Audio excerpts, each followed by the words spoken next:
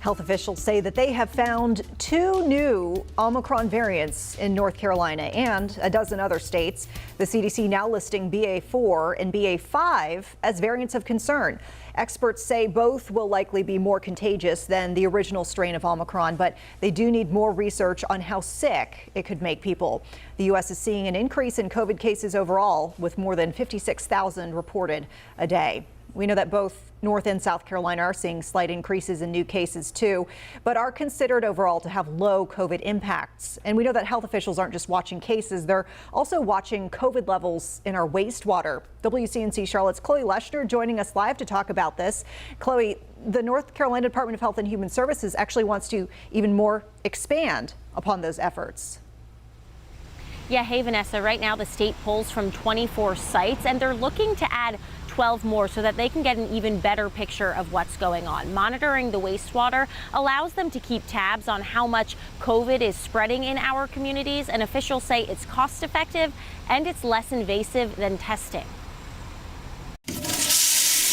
With every flush, you're sending state scientists data on your health.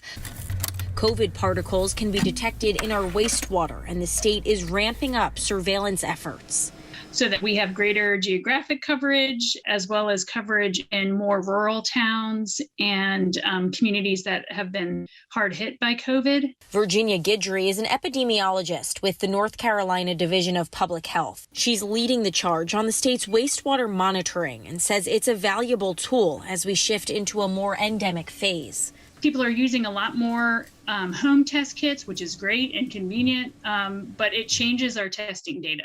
And so wastewater monitoring provides us a steady source of information. As cases rise across the country, they're seeing it reflected in the data.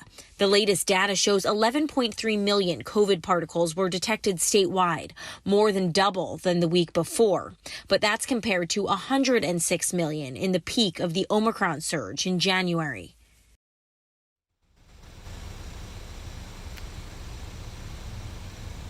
The state is investing in and building up this program so that they can use it in the future to track other infectious diseases like the flu or norovirus. Live in Charlotte, Chloe Leshner, WCNC Charlotte.